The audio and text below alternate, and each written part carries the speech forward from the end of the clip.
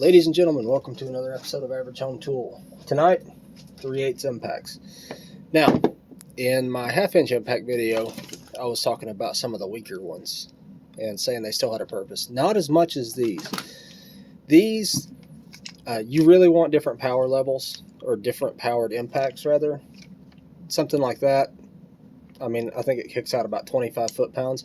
It's good for something with a lot of bolts, like timing covers, things like that. This one's supposed to be rated for 100, and I guess it puts out about 70. Butterfly impacts, they're good for getting down into tight spaces. This is the most powerful 3/8 butterfly impact I've ever seen. It puts out a legitimate 100 foot-pounds. This one too is 100 foot-pounds. And then you've got a couple of 300 foot-pounders. This one's the Harbor Freight Earthquake. And this one is an old Ingersoll Rand. Now, why do we need so many different power levels? Well, stuff like this, the weak ones, if it's something with a lot of bolts, and I'll be honest with you, I don't use them as much anymore because now I have 1/4-inch impacts, but something with a lot of bolts like timing covers comes to mind, especially Volkswagens, my God. And long bolts. This is a tension bolt out of the back of an RX-7 engine, and there's like 28 of them in there, so, zipping that out quickly.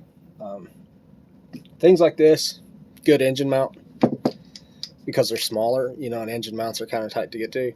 These are good for engine mounts, things like that, transmission mounts, bell housing bolts, things of that nature. Same with this guy. This is just a good all-around impact. And as I said, this one gets down in tight spaces, and being as powerful as it is, some of the tighter engine mounts, things like that. Again, I don't care about max torque. I care about how hard the thing is going to hit. It's because when the max torque rating goes up, that tells you every impact is going to hit harder, if that makes sense. Like this is rated for 300 and I think 10 foot-pounds. Right, it's an Ingersoll Rand. It hits hard. It spins fast. It's 11,000 RPM, but it's loud. This one I think is 9,000 RPM, and it's, I think, rated for 350 foot-pounds or something like that. And it hits really hard.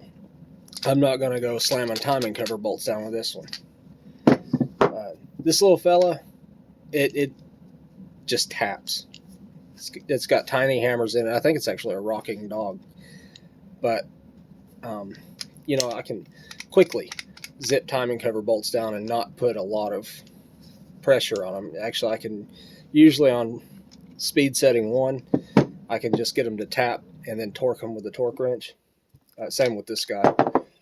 But like in the half-inch video, I said you wanted to pick one and kind of, upgrade from there. Pick the hardest hitting one, upgrade from there. This time I'm going to go with pick a good middle of the road one, and then you kind of upgrade from there. Go higher power and lower power. 3/8 impact sockets are easy to find. There's more options for low profile sockets. But again, now these two are a little bit obsolete now that I have 1/4-inch impacts. And we're going to take a look at some of those too. You don't need an impact on a 10 millimeter head bolt, a 6 millimeter threaded bolt. But like I said, it's just more for speed of removal. Because if you've ever worked on flat rate, you got to get stuff done quick. You got to beat time or you don't make money. Working on these too.